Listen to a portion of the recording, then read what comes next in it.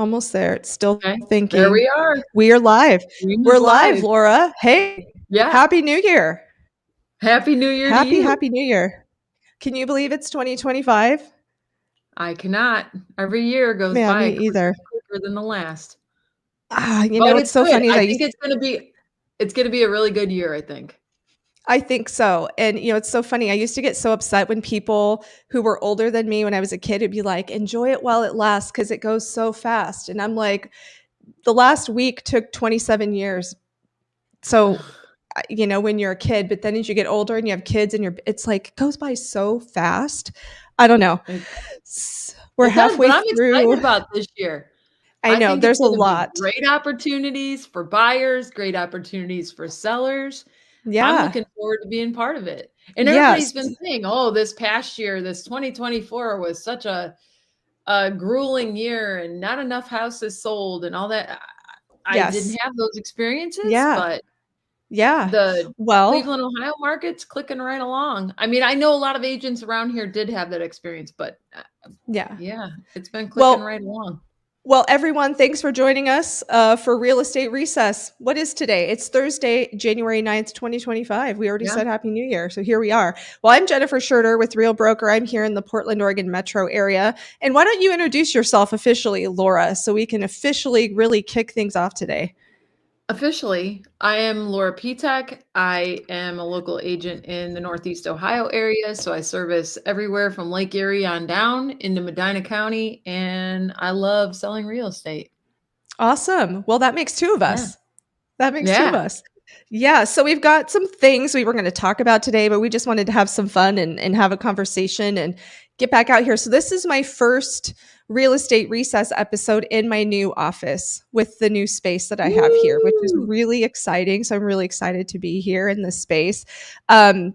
Here at the farm, and took this little building and updated it, and it's a really good space to get away from my home office and the barking dogs that would absolutely drive me bananas. So if you hear barking dogs, it's the farm dogs, and they're outside, so they're not in my house. But so our agenda today, a few things, I guess. We wanted to talk about 2025 and what are some predictions coming in the real estate world for 2025. Yeah. And So and like you I'm said, yeah, hearing good things. It looks like yeah, we're gonna have some rate drops. I don't think anything's gonna be crazy. They're not saying anything yeah, is gonna be crazy. I right. think your So rate we'll drop get is into gonna that. go down a nibble. Yeah. Yeah. So we'll get into it. And then we're going to talk about. So I had this idea, and I filled Laura in on this of what somebody should know before they move to blank. So my hometown is Canby. So I posted on a local Facebook group saying, hey, what does somebody need to know before they move here? So we'll get into some of those things from the locals and the residents with my information. And Laura, maybe you can fill people in on what they need to know before they move to Northeast Ohio. And then we have a little story time where it's kind of like an experience of what we've seen in the real estate world with our clients, or just like, hey, here's our story of the week from what we experienced. So maybe you Sure. can learn Sure, from yeah. What what we're we're seeing seeing. out there. Yeah. And anything else that feels like we should talk about. Anything Yeah. comes to mind. So anyway, what do you think? 2025 market. Shall we dig in? Let's get into it. Yeah. Yeah. Okay.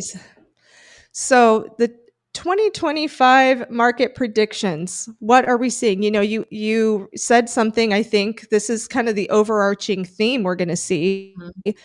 is that I think rates are projected to go down slightly. Slightly doesn't mean 2.5%. Sorry to burst your No, bubble. it does not. I know. So if you're thinking that everything's gonna come to 3%, that is not I don't believe that that is gonna happen. It's 4% just not is gonna a happen. mighty I ambition. Yes. Yes. Yeah. So it was predicted that in 2020, by the end of 2024, I remember going to some of the conferences that we go to. Somebody was predicting by the end of 2024, we would see a 5 on handle on that interest rate, something with a 5 in front of it. We didn't come anywhere near that. Nowhere No. close to that. No. So, And Lawrence I Yoon, completely agree with this because yeah. rates will come down, and this is just historically, this always happens. The rates Mhm. come down, prices go up. And even if the rates Mhm. come down 1%, even if they drop into the fives or they drop into low six or something like that, any kind of rate drop is going to make the home prices increase. And Mm-hmm. why? Everybody is like, well, back in 2018, there were houses everywhere. You could look at 100 in a day or whatever. Inventory's low. And so many people here are hanging on to that 3% rate. They're like, I bought this Mm-hmm. house. Now I don't ever want to let it go, because once I let it go, I don't have my rate anymore. And Mm-hmm. it's understandable. Mhm. It's Yeah. understandable, but they're outgrowing their homes, but they still have to hang Yes. on to them because Yes. financial reasons. And now, Yes. if you're waiting until those rates come down, I don't know if this is happening by you, but a lot of the lenders with me are offering that people can purchase a house now, but then drop their rate later. Do your Yeah, guys I do know. that? And then they Yeah. do minimal cost with that. Yeah, I there's yes, and I know there's some lenders here that I've worked with that have mentioned they have loan programs and incentives that are they're basically saying, "Hey, we will refinance you for free." So they're not even saying minimal Yeah. cost. Like we will do it for you at no Yeah. cost. And I don't remember all of the nitty-gritty details. There could be some terms and conditions that apply to that, like maybe a certain amount of time after closing if it's within a year or two. Mhm. But I think that is a huge savings, and especially knowing that there's a pain point with where rates are right now. I mean, it's a big, like you just said, with all the people who have that low interest rate. I mean, I've heard people having 2% dang near 2% interest rate, and then that was made it affordable to buy the houses. Well, now our pricing. Maybe this is the same where you're at in Cleveland, but here in the Portland metro, I just reviewed where we ended for 2024. And there's a little modest appreciation or modest increase in the median and average price points year over year for the whole year to date. And it's like, even though these rates are high and homes are sitting on the market longer, the your prices aren't coming down. Right. They're still gradually and just growing very slowly. And so it's still an affordability concern, even though people have they're outgrowing their properties. So it's a really interesting thing that we're seeing tied to those rates. But Mhm. I think Lawrence Yoon, who's he's the chief economist for the National Association of Realtors.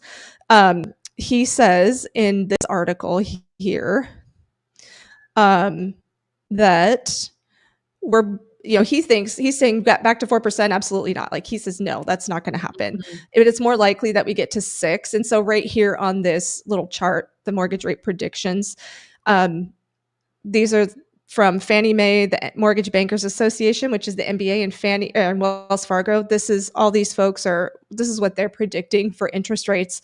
No, and so that's a modest decrease, kind of from where we're sitting thereabouts today. So Right. yeah, Right. very interesting. And I think Very we should bring up for sellers too. A lot of people will say, I'm going to wait for the spring market because that's when all the buyers are going to come out. That's when everything is going to change. Everybody has that in their mind every single time. And then I pull out the actual facts as to what the numbers look like and how when you have more houses on the market, now you have more competition. If you're hopping into a market mhm, that has fewer houses, then you obviously have less competition.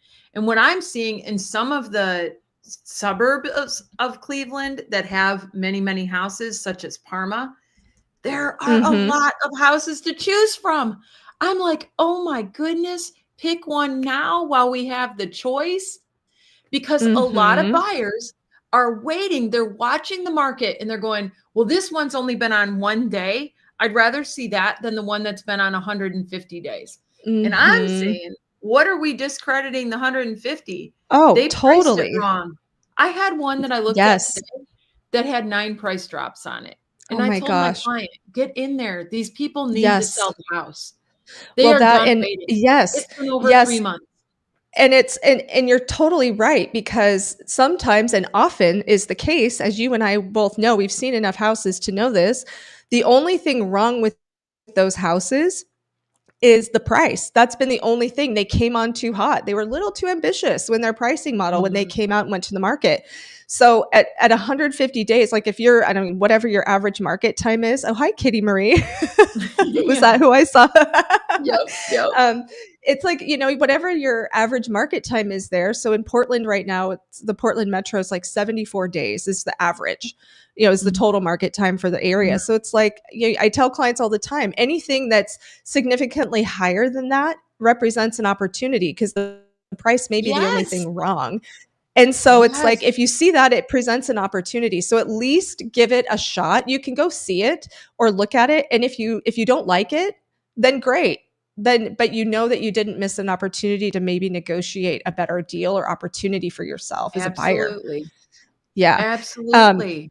and then I saw a thing today, Ryan Serhant, for those who don't know who he is, he's a guy, he's a real Oh, estate the New York mogul. guy. The Yeah, New yeah, York yeah. guy, yeah, he's got that show Mhm. $1 Million Listing, and, Mhm. I wish I No, remember where I he has saw a it. new show. He has a new show. Oh, he I think it's does. called You're Sirhan right. on Netflix. That's the new Oh, one. okay. I don't think I guess he I need to. million I think he's off the $1 million listing Yes. thing. But anyways, Okay, so yeah, that's or Sergey, yeah. the old show for whatever, Mhm. it might have been on Bravo or something. Anyway, Yeah. My TV viewing is abysmal. I don't even know.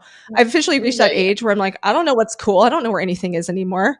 I have to Yeah, have my yeah. kid translate everything, but but Ryan Mhm. Serhant was quoted or was credited with saying that he thinks, it's his opinion, that 50% of our inventory that's on the market right now is actually stale. So that means half the properties that our clients are looking at on the market, that buyers are looking at, are stale. They've been there. Everybody who's shopping has seen them and they're not Mhm. interesting for one reason or another. It could be the price thing we talked about. It could be that they're not presented well or Could they're be in bad real estate condition or photos. whatever it is. Bad photos, bad marketing. There's a lot of Yeah. things, right? Did I And so say that that? means that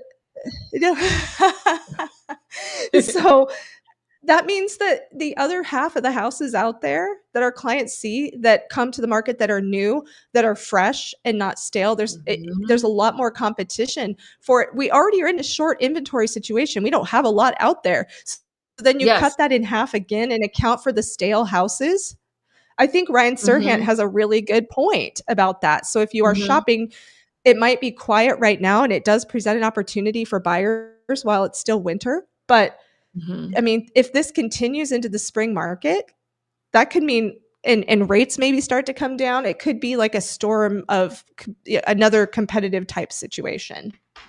Oh, yeah, absolutely. And we still have in Northeast Ohio, we have competitive situations, but they are Mhm. typically on the newer listings because like you said, Mhm. it's fresh, it came out, everybody's like, "Oh, nobody's seen this." And if one person wants it, then that makes another person want it, that makes another person want it, and that's just how it Yes. goes. So I just lost a bidding war on Saturday.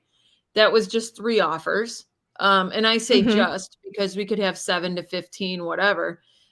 This was 3 offers. Sellers just wanted to be done with it.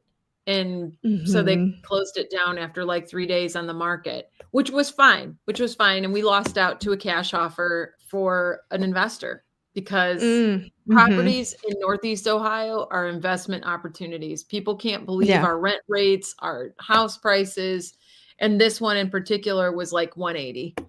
So, and Mhm. it was a cutie. It was a cutie. But that's okay. We'll find my client the right house, but Yeah. it, for sellers, Yeah. if your house is sitting in Mhm. Northeast Ohio, evaluate why. What do your pictures look Mhm. like? What's your price look like Yes. compared to everybody else? What is that big snag? Is the big snag when people come see it your paint? Is the big snag when people come see it Mhm. a basement wall that looks disgusting or whatever? Totally. Maybe you never Yeah. even had a leak, but you have some effervescence down there, whatever. You know what I mean? Yeah. Clean everything up. Yeah. There's always a reason. And there always is, and it's work and it's hard, and not everybody has the capacity to take care of all those things before they get their house ready. But do yourself a favor and do as much as you can handle, as much as you can accommodate. Mhm. Most people, I think, have enough of an imagination where if it's a really ugly paint color or the carpet's gross. Like they have enough vision to say, okay, well, I can update the carpet and the flooring and I can, paint these walls a different color and it's going to change the room entirely. But not everybody has that much creativity or that have kind of imagination. You have to lay it out for them and you have to present it to them at that time. So I Yeah, don't you're know. right. This is just me thinking, but it's like, I don't know what percentage of people that is, but let's say it's half and half.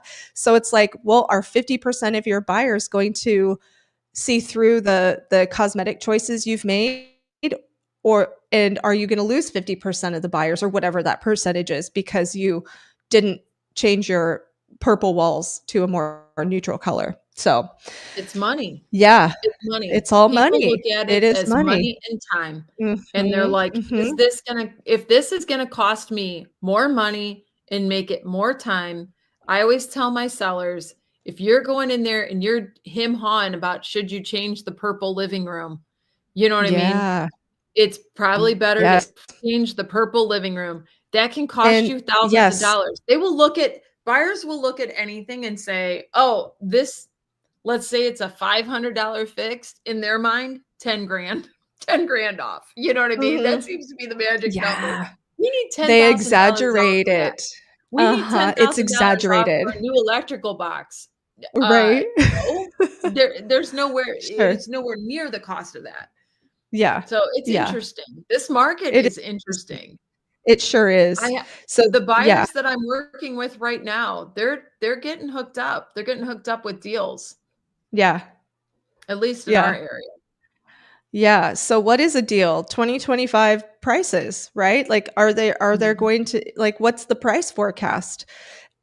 I think people are everybody said the thing I hear a lot, and I know you hear this too, is the market's gonna crash and we're gonna wait. It's gonna crash. It has to. There's a bubble. And I'm like, Yeah. we don't know what's gonna happen. I don't have a crystal ball. Nobody knows. Anything could happen. Mm-mm. But if we look at the Mhm. data and what is happening, there's a few things at play. And this doesn't I mean, and this is just where we're at now. Um, our unemployment rate is still pretty low. The job market is still pretty strong, which is part of the reason why interest rates have kind of just they haven't made movement down and inflation is still kind of a tricky thing. The Fed, who controls like the puppet master of like where the bank interest rate is out in the market. Now remember, it's not connected directly to mortgage rates when they say they drop it a quarter basis point or whatever. It's tied to the bond market, which trickles down to the consumer side where mortgages are and stuff. So part of the reason that trickle down has been difficult is they're still trying to sop up all the dollars and money that's floating out there post COVID. And so those rates Mhm. just haven't come down like we've wanted to see. The job market is strong. And because the job market is strong and people are gainfully employed and making money, they also have equity in their homes. And as people have jobs and they have equity, we're also not going to see a wave of foreclosures. There's still no Mhm. inventory for people to buy. There's limited, and Right. by and large, no inventory. And so, Right. the bubble, if it's out there, I mean, maybe, but it's not. I mean, 2008 isn't set to happen again in today's circumstances. Like what we have today, if real estate market shifts, I think it's going to be other factors that are going to be involved in that. I don't know. What do you think? Oh, absolutely. I think that the market this year, this is gonna be a beautiful year for a lot of people. I think it's gonna be refreshing. I think that things are gonna take a little bit of a turn just government-wise, and it's gonna boost our economy. That's Hmm. that's that's just what they're already predicting that. You know what I mean? Hmm. And I think it always the housing market is the big push. That is the big push through all the economy is what's going on in it. And I'm liking what I'm seeing right now. I'm liking what Yeah. I'm seeing right now. And I know that as the year goes on, it's going to get better. Yeah. And what do you expect coming into Northeast Ohio right now? You could expect about 8 inches of snow. Oh, So awesome. so now we're in the market where you can buy a house and you can't see the roof and you don't know if the air conditioning works Mm. and things like Mhm. that. But But you'll they're know how the all insulation works. You'll know if it stays you warm enough or if it's that's drafty, right. right? That's Yeah, right. like You know if I those always tell windows people work. Yeah, I Yep. always tell people here, I'm like, winter and late fall are not, or early spring even are not bad times. The weather's ugly. Nobody really wants to be outside. Everyone wants to stay hole up in their house. But it's actually a really good time to buy a house because you can actually see how that house is going to perform when here in Oregon when we get tons of rain. Like, is there water pooling up around the foundation? That's a problem. Do you have water in the Yes. crawl space from the rain, or is the roof leaking, or In is the like you can basement. see stuff? Yeah, it's and the inspectors can be able to see those things that are a problem that if you bought in the Mhm. summer, you may not. I mean, there might be some evidence in some places that there was, water issues or from the rain or poor drainage from your gutters or whatever. But I don't know. I seem to think that some of those things aren't going to show themselves until the first winter you're in the house. And then that's when Yep. everything starts to happen. And you're like, shoot, I wish I would have known.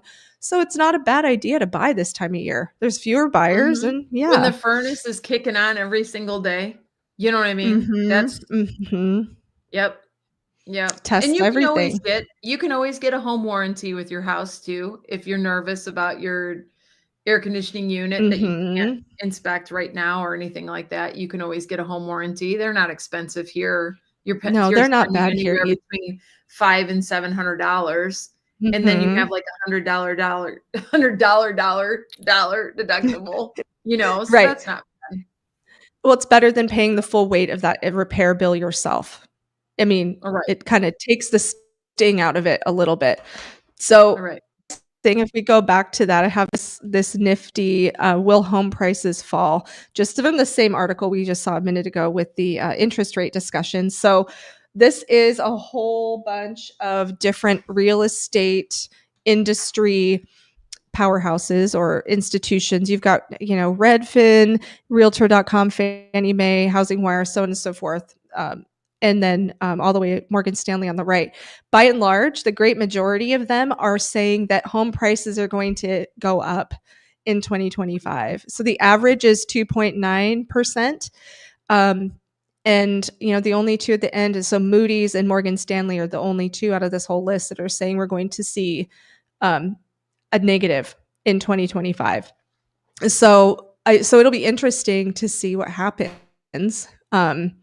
Yeah. So and it could be at market to market. Some markets might see something different because real estate's hyper local. What's happening in Portland may not be the same as what you see completely in Cleveland. I mean, across our Oh, yeah. market between this like Estacada and Hillsborough, different, totally different across like Mhm. different sized communities. Like we're not going to compare them apples to apples, but Oh, um, yeah, and every suburb so is different interesting. of Cleveland as well, Mhm. you know? You have your hot Absolutely. and trendy, you have your basic housing areas, you have your Mhm. rural areas, they're Yeah. all different. The rural areas, you're not gonna find a single thing. When something Yeah. pops on the market, it's gone. Yeah. New listing right by me around the corner, $550,000, 18 acres in a beautiful Wow. bungalow. That's a 18 great acres. that's a great price. Somebody So wanna buy oh, man. that? Yeah. In Valley That's a City. great In Valley oh my City, goodness. it's a hot deal. And it That'd has a be stocked pond, it's got a oh, wow. greenhouse, it's got all the funsies for rural That's living. amazing. Oh, So, I mean, I'm that's a just saying that dream. that's like a house that just came up in a rural area that will be gone by the end of the week. It'll be over, it'll be under contract. Yeah, that's amazing. Wow. But So and you see different things all over here, just like you said. You can't compare that to Parma, where there's a whole ton of houses, where I said that they have a little heavier inventory right now. yeah. But the Yeah, smaller totally. areas have less inventory, and in some of the smaller suburb communities, some of the communities with these fantastic school districts, there's just nothing on the Yeah, market. right. We'll see what Gosh. spring holds. I know, fingers crossed. Let's see, I just what I wanna see is, affordability is such a big concern for people. I work with a lot of first time buyers, not Mhm. some, but I work with a Oh, lot of yeah. first timers, Mhm. and Those are my faves. gosh, it's hard. It's hard to save money. It's you've got life and things are expensive and you just scrimp and save just to scrape together money for your down payment and closing costs, and then the monthly payments are hard. I mean, it's a challenge, and so it's my hope for 2025 is that there's a relief in somewhere, somehow, that's going to make things better for people who want to buy and who work hard and, they make an honest living. And I just want them to have options. I want there to be something for them to buy and for them to feel comfortable about the payment that's not just going to make them feel like they're house poor. Oh, You don't have yeah. enough money to go to McDonald's once a month with your kids because you bought a house. And, Mm, I would not want anybody to be in a position like that. Feel right. like you're Right. just stuck. Yeah. No, that really We've straps been you. there. We've been there. We bought in 2007. So Oh, our first wow. house. I know what Wow. it's like to be just rice and beans and rice and you know, Yeah. every type of recipe and combination thereof. You do what you have to do. I don't know how Yep. we made it, but here we are. Yep. We made it. Here we are. Yep. Oh, so okay. So that's our 2025 market conversation. Let us know in the Mhm. comments if you're watching or checking this out even after the fact. Leave us a comment. Let us know what you think is going to happen in 2025. Would love to hear your thoughts and be interested at pointing down or whichever Oh, yeah. direction Whichever comments direction. are, depending on where you're watching Yeah. this, Yeah. LinkedIn, Facebook, or YouTube. Love to see a comment. Let us know your thoughts. Everybody has an opinion. So, open forum conversation. So, our next topic we wanted to talk about was, when you are considering moving to a new area, even if it's not necessarily out of state, but even just across a city or across a metro or a different part of your same state you live in, is there's it, there's a lot to think about. A lot. Like, what do you need to Mhm. know? And The climate. and it's a loaded question depending on who you ask. So I went onto my local Canby Facebook community, Canby Facebook page, Canby now, and I posted this. What does somebody need to know before moving to Canby? And I said, share your Mhm. thoughts with, let us know. We're going to talk about this in this podcast, this video today. And so, Yeah. um, and I checked it right before we went live, and I had 230 comments of people in Canby sharing what somebody needs to know, and it was like a spectrum of answers. People were like, it's the very protective people who were like, don't tell anybody about this place. We like it just how it is. We Yeah, want it to yeah. stay the way it is and don't move Right. here. Like, we're going to chase you out of town with, torches and pitchforks if you try to move here from Sure, somewhere else. sure. And then you have people on the far other end of the spectrum who are like, it's such a nice community and the neighbors and people are really nice. And we have a great business community and everything in between, and people suggesting things that should be there in town that are not appropriate to really discuss in public. But I'll let your imagination do the work on that. So lots of Yeah. comments, and it was really fun to see. And some people are funny, and I think a lot of it's said in jest, um, but they made some really interesting comments, like, we live in a town that is like a farming town, and so just outside of town, there's a fertilizer plant that processes chicken manure into pellets. And some days, and I never used to Oh, notice it boy. until very recently, so it must be new, but it's like you can smell it. And so then Mhm. it goes away. It's not like a constant that hangs over the city 100% of the time, but it is something that's going on. And so people are talking about it, and it always comes up in conversation. Um, or the farmers will use chicken manure on the fields because it's an organic fertilizer. So you have that.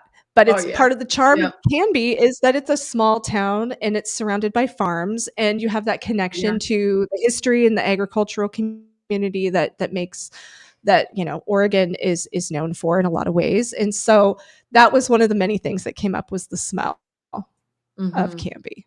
You need to know this. Oh my But goodness. yeah. So what kind of things like that? So you're in Northeast Ohio, Valley City, Medina area. Yep. So Yep. what are the quirks? What does somebody need to know before they move to what do they need to know Well, before? we have always said you need to know about the snow because in Northeast Ohio, we get quite a bit of snow. Nothing like Buffalo, New York. I think they're buried in like 3 feet from since Oh my like before goodness. Thanksgiving. Nothing like that. But we will get snow and have it stick around for most of the winter. So you need to have good Mhm. boots, you have to have four-wheel drive, all that kind of stuff. And kids will go to school. Snow days are pretty Oh, rare. that's not here.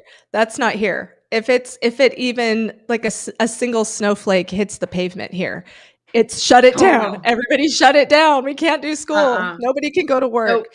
It's Nope. there's We'll still very go. an excessive amount of caution with that. So it's It's the yeah, equipment. that's We have all already the yeah, equipment here in and Ohio. you have Snow it. plows, And we they don't get it watch the often enough. weather.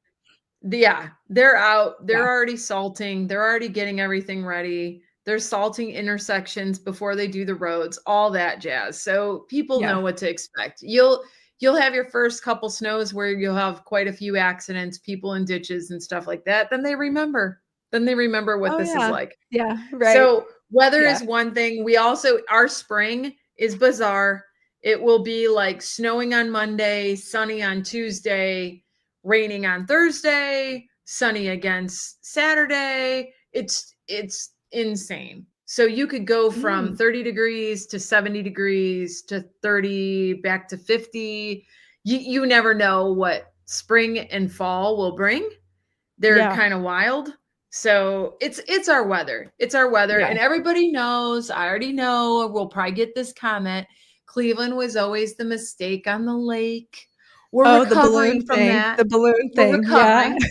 Yeah, there's still a lot of industry we have our steel yards still. We have a lot of medical industry. So there is the Cleveland Clinic. Mhm.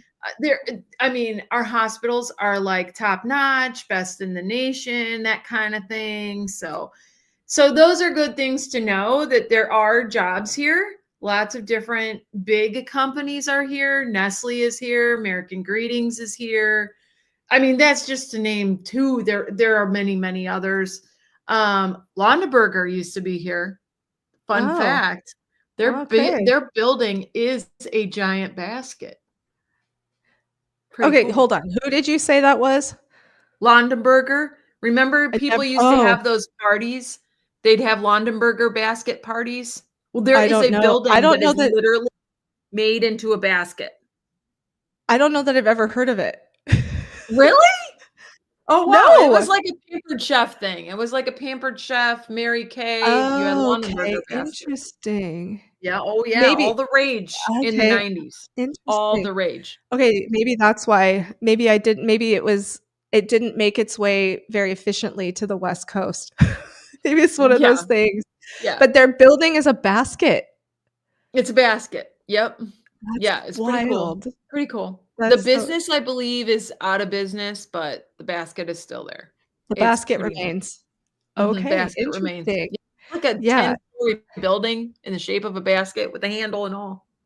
Oh Yeah. my gosh. There's That's all the little hilarious. spots where the basket weaves together are like Yeah. windows.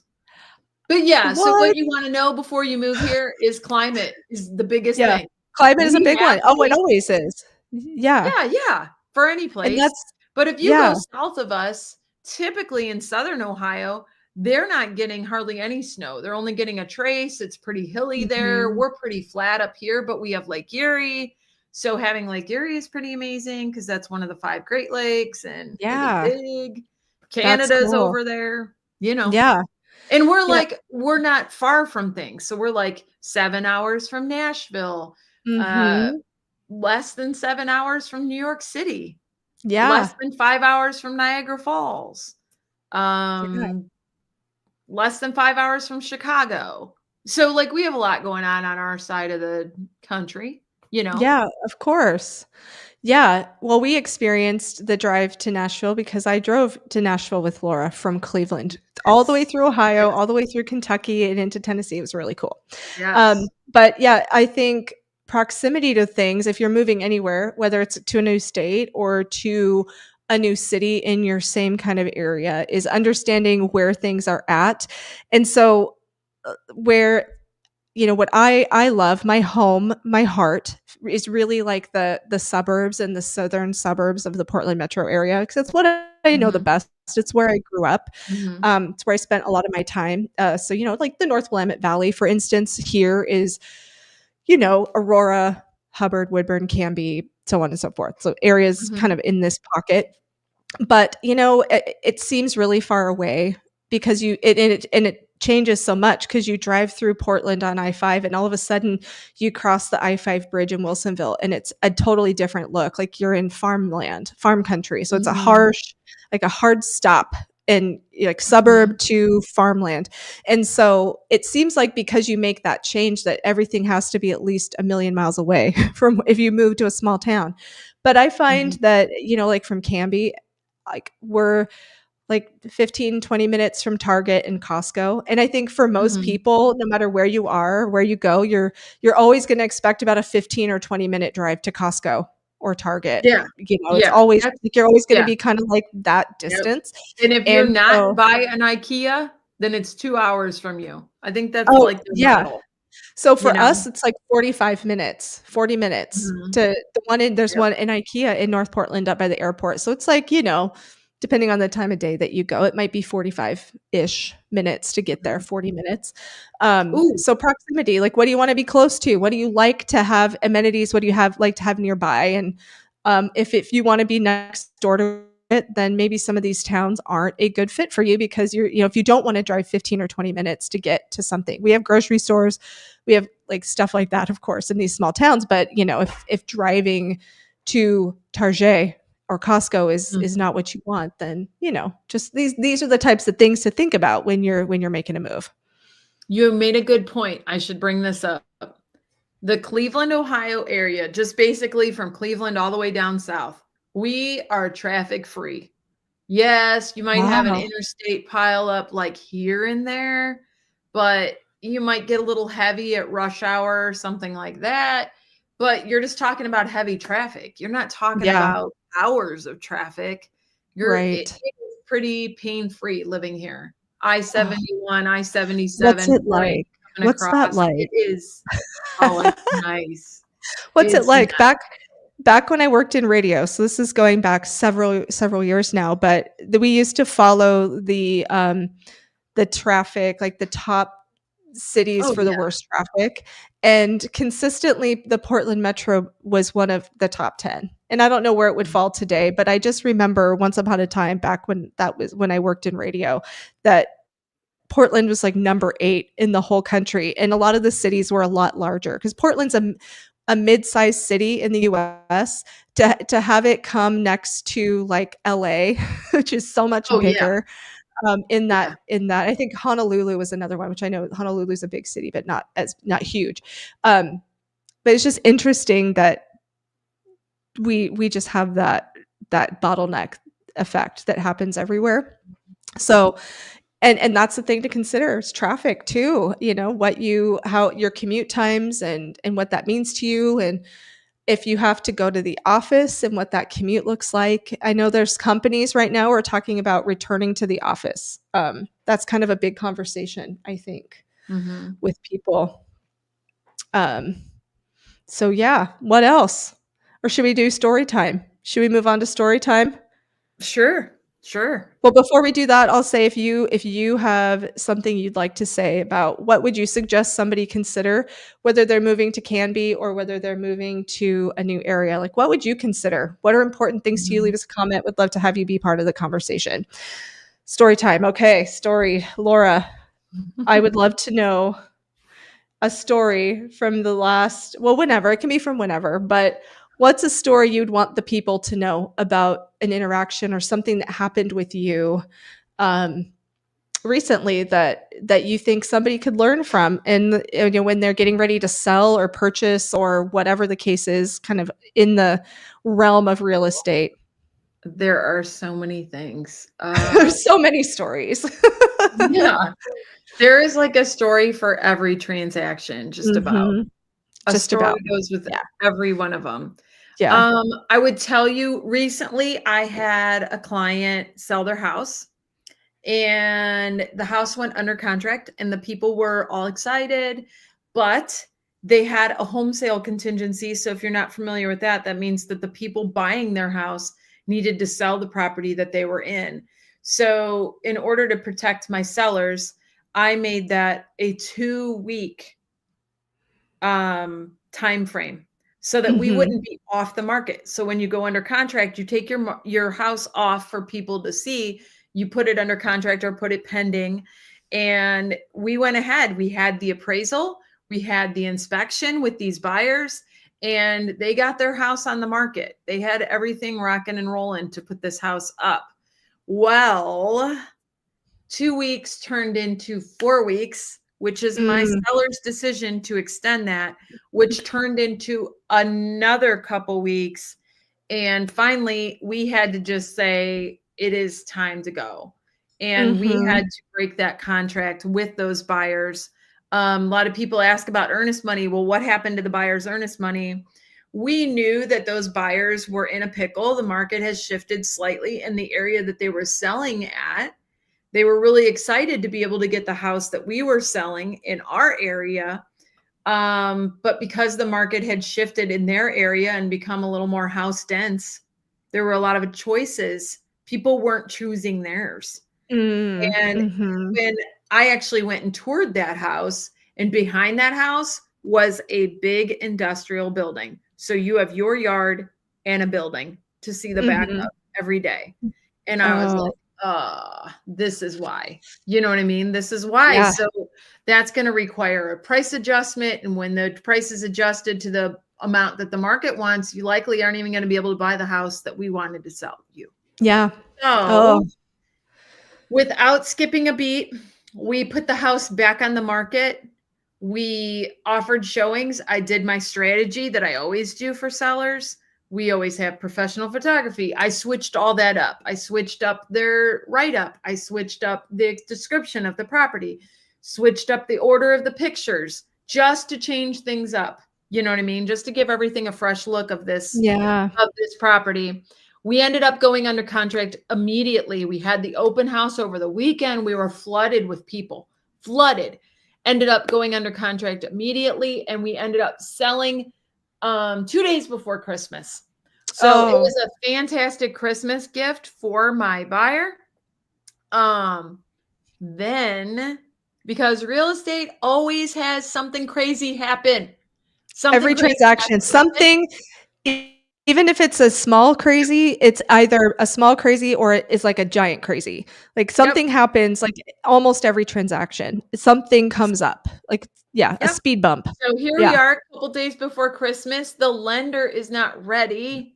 We're ready to close. We're all ready to go, but something is a snag with the buyers. And we're like, is it going to be okay? Are they going to be okay? And they're like, yes, everything is fine. Let's just make sure that we close the day after Christmas. Okay, fine. Mhm.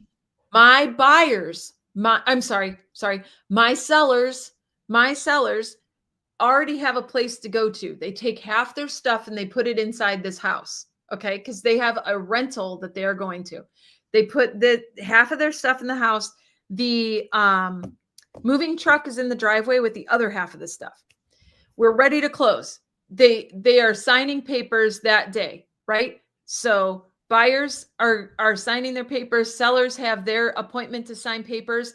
The house that they are going to rent burns to the ground with half their stuff in it. The house that they're going to rent burns to the ground with half their stuff in it. My people are panicking. Oh They're my like, is there gosh. any way we can have another extra couple days so that we can close on Friday so that my client can figure out what she's going to do without her stuff? Without it was crazy. So, by the grace of God, all good things, the Yeah. agent that was buying my house, that was buying the Mm. seller's house that they were moving into the rental, the agent had multiple Airbnb units and ended up giving my client a fantastic deal. Good.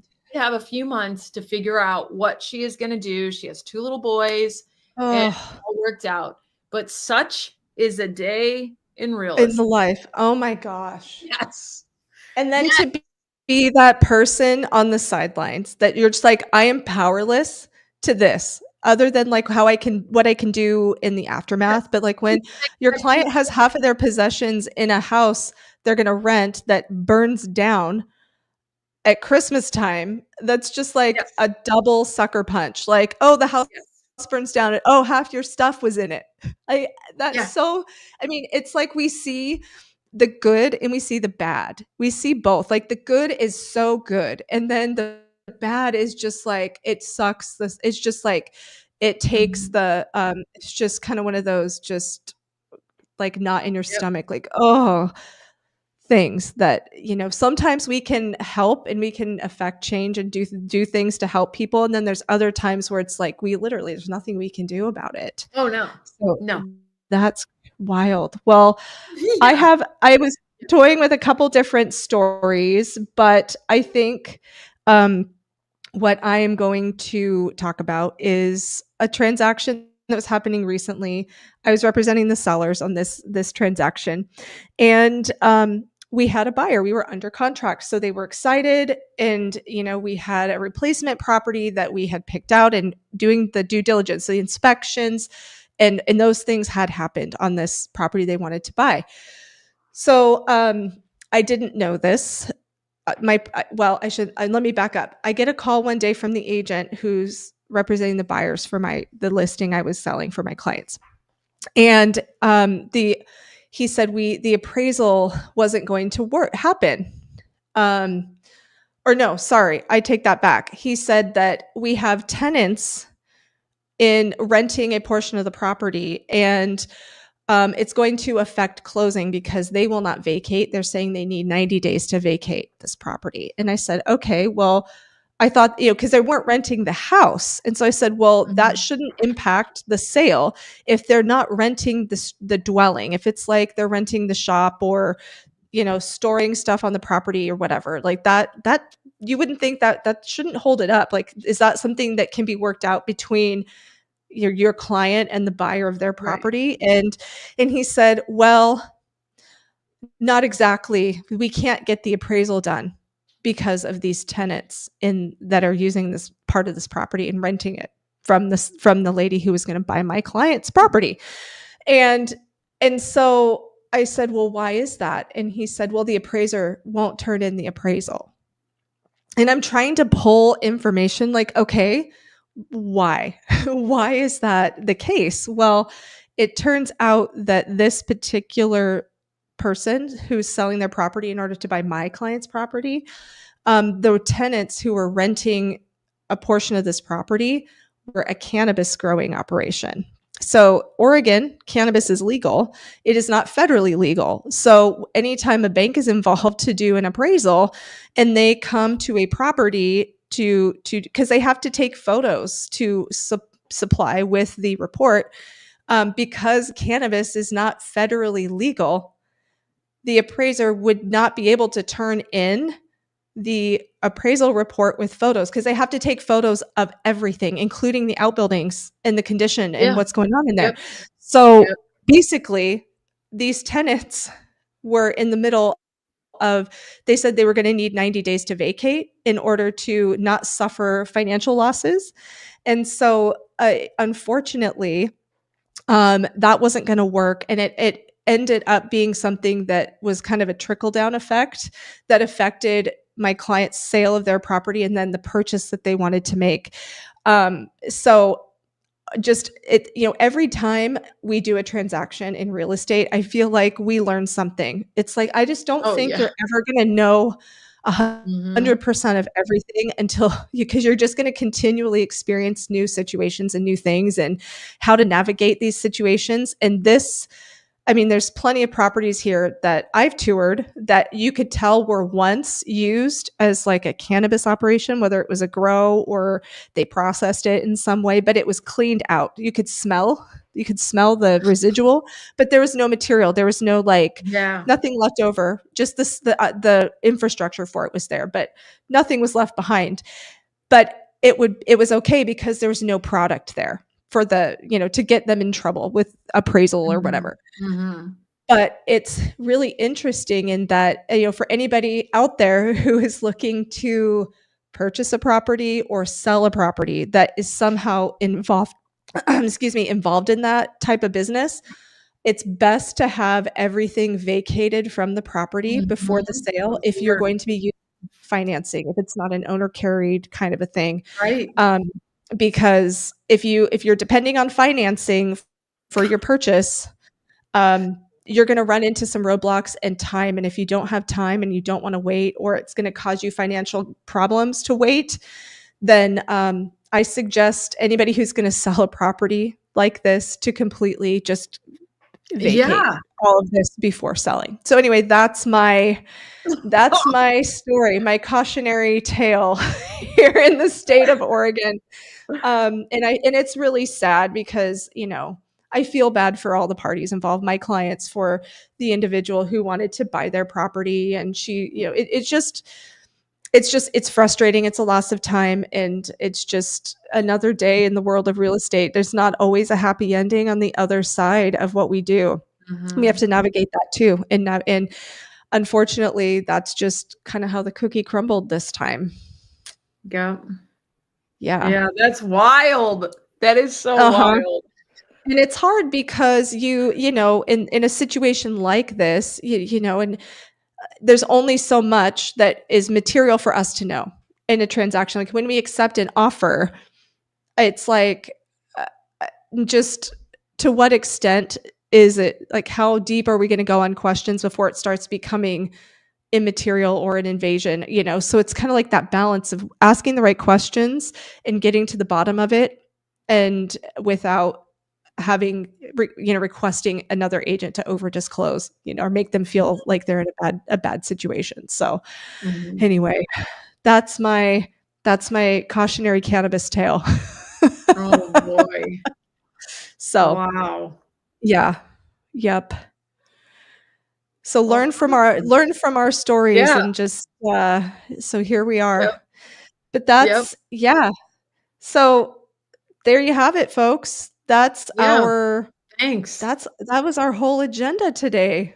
Yeah, So thanks for having me on. yeah, so thanks for joining us. Back again next week, same time, same bat time, same bat place, right? Noon Yeah. Pacific. The YouTube channel here at Living in Portland Suburbs. Laura, why don't you tell the people how they can find you in Yeah, the so world it's of easy to find social and me such? if you Google my name, Laura Petek, it's right. Where do I point? Right there. There, yeah, you got it. You're right. It's Yeah. So if you Google my name, Laura Petek, you will there. yes. You will see all my accounts. My Google My Business is there. My website is pretty simple to remember. It's laurapetek.com. You could reach me there. You can reach me on my Facebook, my Instagram, my TikTok. All of that will come up. And of course, my YouTube. So yeah. Awesome. Very awesome. Well, thanks for making the time to be on here today. And like I said, I'm Jennifer Scherter. And, if you're looking to make a move around the Portland suburbs, maybe to Clackamas County or the North Willamette Valley, to the little slower pace, quieter part of the Willamette Valley, OHIO. Yep. Was that what you were doing? Yep. We're the state that can spell it out. We can't do that exactly, but yeah, so if you're looking to move there, look me up. I'm at Jen Scherter on Instagram, and otherwise tune in next week, subscribe to my channel. Would love to have you along for the conversation. And anyway, we'll see you next time. Have a good week, everyone. See ya.